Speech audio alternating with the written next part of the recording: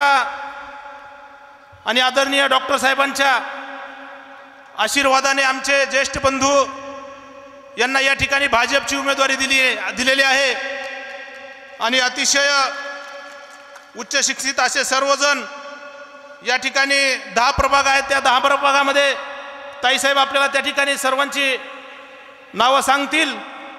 ते सर्व नगरसेवक पदाचे उमेदवार उपस्थित या ठिकाणी मतदार बंधू आणि भगिनींनो, गेल्या 9 वर्षामध्ये ही निवडणूक लागलेली आहे। मध्यंतरी या ठिकाणी 4 वर्ष प्रशासकाचा काळ होता। या धारूर शहरामध्ये आदरणीय माजी नगराध्यक्ष डॉक्टर साहेबांना अतिशय चांगलं काम या शहरासाठी केलं। या शहराचं नाव त्यांनी महाराष्ट्राच्या पटलावर ताईसाहेब नेऊन ठेवलं। निश्चित या ठिकाणी त्यांच्याच मार्गदर्शनाखाली आणि आदरणीय ताईसाहेबांच्या मार्गदर्शनाखाली या ठिकाणी आपण संधी दिल्यानंतर मला खात्री आपण संधी देणारच आहात, कारण आज ही गर्दी पाहून मला असं वाटतंय की आजच आपण आदरणीय ताईसाहेबांचे या ठिकाणी हात बळकट केलेले आहेत। मित्रांनो, हे ऐतिहासिक शहर आहे। या शहराला आपल्या वारसा आहे। किल्ले धारूर म्हणून या ठिकाणी हे शहर महाराष्ट्रामध्ये परिचित आहे। परंतु आपण पाहतो गेल्या 4-5 वर्षामध्ये अतिशय दुरावस्था या ठिकाणी या शहराची झालेली आहे। आपण पाहतो 1.5-2 महिने ताईसाहेब या ठिकाणी पाणी पुरवठा होत नाहीये। आमच्या धारूर शहरातील नागरिकांना टँकरद्वारे पाणी या ठिकाणी विकत घ्यावं लागतं। मोठ्या प्रमाणामध्ये या ठिकाणी गोरगरीब लोक राहतात, त्यांचं हातावर पोट आहे, त्यांना पाणी रोजचं विकत घेणं परवडत नाहीये आणि सकाळी उठल्यापासून संध्याकाळी आपण झोपेपर्यंत आपल्याला माहिती आहे की पाणी हे जीवन आवश्यक आहे। मित्रांनो, मी आपल्याला खात्री देतो की आपण आम्हाला या ठिकाणी काम करण्याची संधी द्या। निश्चित आपल्याला या 2 ते 3 महिन्यामध्ये सुरळीत पाणी पुरवठा रोजच्या रोज कसा होईल यासाठी निश्चित आपण या ठिकाणी प्रयत्न करणार आहोत। आता पाईपलाईनचं काम झालेलं आहे, परंतु सगळ्यांना माहीत आहे की पाईपलाईनचं काम सुद्धा त्या ठिकाणी घाटातून जाताना आपण पाहत असतो की घाट सेक्शन आहे आपल्या या धारूर शहरामध्ये प्रवेश करत असताना एडी वाकडी पाईपलाईन त्या ठिकाणी टाकलेली आहे। प्रेशर त्या ठिकाणी चेक केलेलं नाही, मातीवर पाईपलाईन आतरली आणि त्या ठिकाणी कॉन्क्रीट टाकलेलं आहे।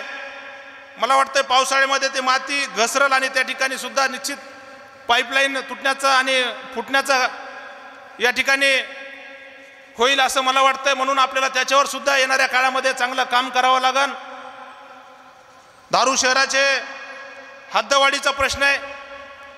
अनेक दिवसापासून या शहराची हद्दवाढ झालेली नाहीये। बाहेर वस्ती वाढतीये, त्या वस्तीतल्या लोकांना आपल्याला नगरपालिकेच्या सुविधा देता येत नाहीयेत। नगरपालिकेचा पाणी पुरवठा असेल, नगरपालिकेची लाईट असेल, स्वच्छता असेल, या सर्व गोष्टीपासून या धारूर शहरातील जे बाहेरच्या भागामध्ये राहतात ते वंचित राहतात। निश्चित ते सुद्धा काम आपण ताईसाहेबांच्या नेतृत्वामध्ये या ठिकाणी 3-4 महिन्यामध्ये करण्याचा प्रयत्न करू, कारण आपल्याला माहिती आहे आता महाराष्ट्रामध्ये शासन आपलं आहे, केंद्रामध्ये शासन आपलं आहे। आदरणीय ताईसाहेब या ठिकाणी नामदार म्हणून काम करतायत आणि मला स्वतःला असं वाटतंय की येणाऱ्या थोड्या दिवसामध्ये ताईसाहेब तुम्ही बीड जिल्ह्याचे सुद्धा पालकमंत्री होताल आणि मग आपल्याला या ठिकाणी निधीला कसल्याही प्रकारची कमतरता भासणार नाही। आणि ताईसाहेबांना रात्रीच सांगितलंय माजलगावच्या सभेमध्ये की मी दर 3 महिन्याला प्रत्येक नगरपालिकेचा आढावा स्वतःहून त्या ठिकाणी घेईल म्हणजे त्या ठिकाणी ताईसाहेबांच्या मार्गदर्शनाखाली जर हे काम होत असेल तर निश्चित मला वाटतंय एक पारदर्शक नेता म्हणून या महाराष्ट्रामध्ये त्यांची ओळख आहे आणि पारदर्शक काम निश्चित त्यांच्या या नेतृत्वाखाली आम्ही या ठिकाणी करणार आहेत. डॉक्टर साहेबांच्या काळात सुद्धा एकदम अतिशय पारदर्शक काम झालं आणि आम्ही सुद्धा गेल्या 20-25 वर्षापासून या राजकीय क्षेत्रात काम करतो. आपल्याला सर्वांना माहिती आहे की आम्ही आमच्या नावाप्रमाणेच या ठिकाणी काम करतो. आमचं काम पण निर्मळ आहे आणि नाव पण निर्मळ आहे. शहरामध्ये भोगोड दराचा प्रश्न आहे.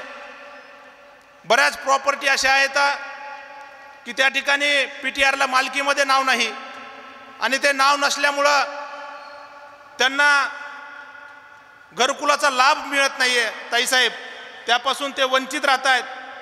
वर्षानुवर्ष त्या ठिकाणी ते पत्र्याच्या खोलीमध्ये म्हणा किंवा झोपडीमध्ये त्या ठिकाणी राहत आहेत, परंतु त्यांचं मालकीत नाव नाही.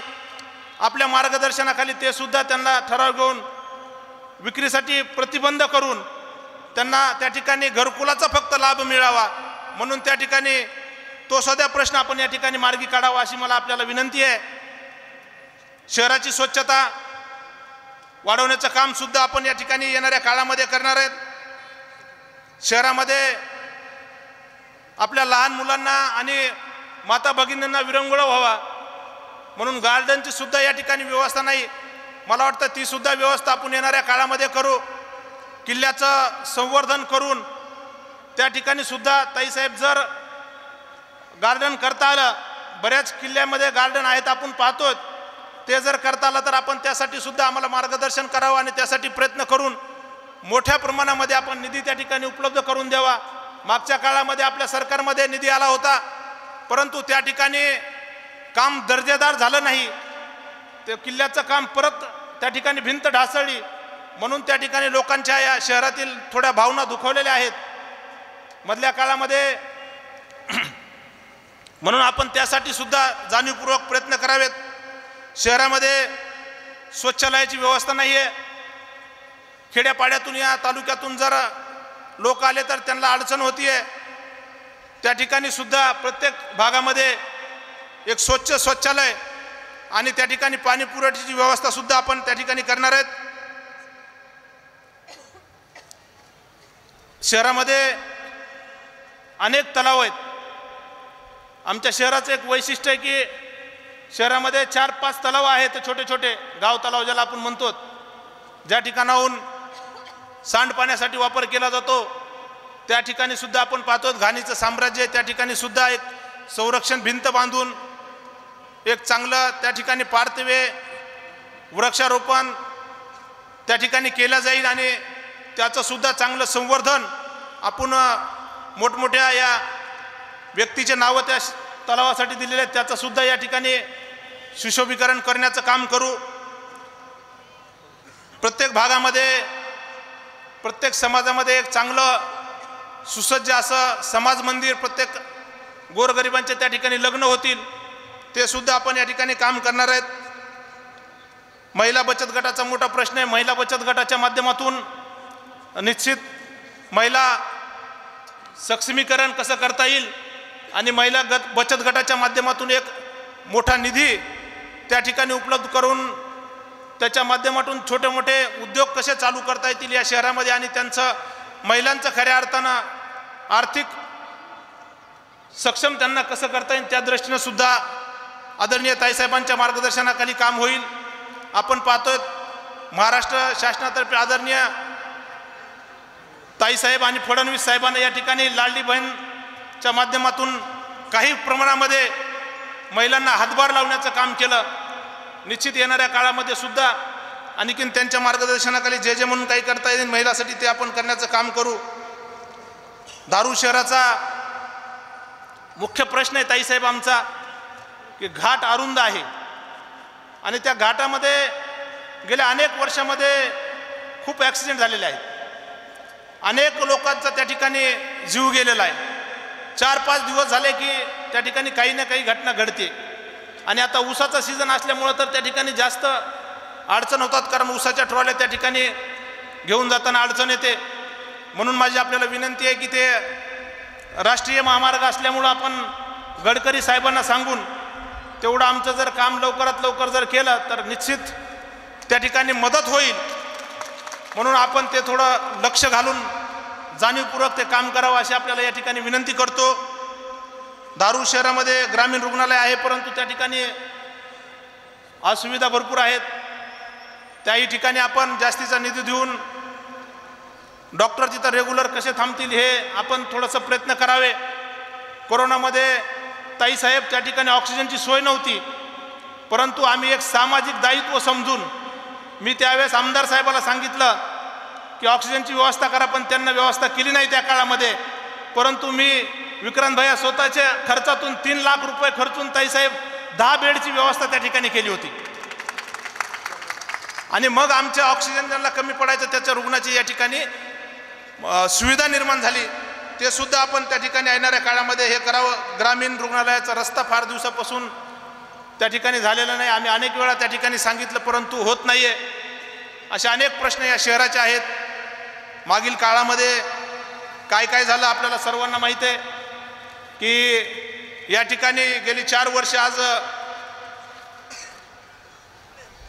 ताईसाहेब आमदार तळ ठोकून आहेत. रोज धारूरमध्ये सकाळी 10ला येतात, संध्याकाळी 10ला या ठिकाणाहून जातात. सगळ्यांना माहिती आहे, बरोबर आहे की नाही? परंतु मला वाटतं त्यांनी जर या ठिकाणी चांगलं काम केलं असतं, महाराष्ट्र शासनाकडून जो निधी आणला, मोठ्या प्रमाणामध्ये निधी आला, परंतु त्याचा विनियोग व्यवस्थित झालेला नाही आहे. रस्त्याचं काम आपण पाहतोय, काम चांगलं झालंय, परंतु रस्ता बऱ्याच ठिकाणी अरुंद झाला. त्या ठिकाणी जवळचे लोक बघितले गेले. काही लोकांना रस्त्याचं काम थांबवलं, काही लोकांना त्रास झाला. खरं म्हणजे काही लोकांना या ठिकाणी दादागिरी पण केली. मला वाटतं येणाऱ्या काळामध्ये आपण ती दादागिरी मोडून काढण्याचं काम करू. आपण पाहतोय पाईपलाईनच्या कामामध्ये सुद्धा खूप मोठ्या प्रमाणामध्ये निधी दिला महाराष्ट्र शासनानं, परंतु त्यामध्ये सुद्धा मोठ्या प्रमाणामध्ये भ्रष्टाचार झाला. आता ते गल्ली गल्ली बोळात फिरतायत. मी 2016ला निवडणूक लढवली होती त्यांचा सहकारी म्हणून. त्यावेळेस फक्त 2 दिवसाचा टाईम दिला होता माझ्यासाठी प्रचाराला, आणि आज ते जवळपास 15 दिवस झालं धारूर शहरामध्ये रोजच आहेत. परंतु मला माहिती आहे धारूरची जनता हुशार आहे. आदरणीय ताईसाहेबावर या ठिकाणी प्रेम करणारे लोक आहेत. आपला भाजपचा बाले किल्ला असलेलं हे शहर आहे ताईसाहेब, आणि तुम्ही आता आम्हाला आशीर्वाद दिलेला आहे. माझी तिकडली घुसमट कमी झाली आणि मलाही चांगल्या पक्षामध्ये तुमच्या नेतृत्वाखाली काम करता आलं, याचा मला खूप आनंद आहे. मुस्लिम समाजाच्या बाबतीमध्ये लोक या ठिकाणी सांगतात की भारतीय जनता पार्टीला मतदान करू नका. लोकसभेला माझी विनंती आहे मुस्लिम बांधवांना, लोकसभेला असंच आपल्याला या ठिकाणी आपलं मतदान घेतलं गेलं आणि आपल्याला फसवलं गेलं. मला वाटतं खासदारांना 1 रुपयाचाही निधी कधी आणखीन दिलेला नाही ताईसाहेब. खासदार त्यांच्याच कामात मग्न आहेत.